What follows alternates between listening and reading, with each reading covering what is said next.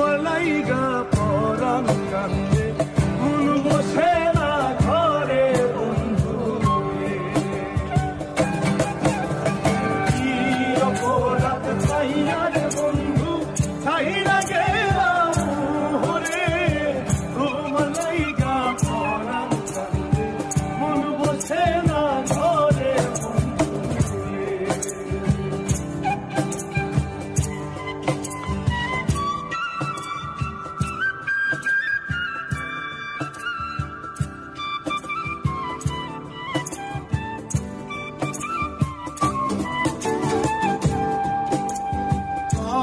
কথা কইতাম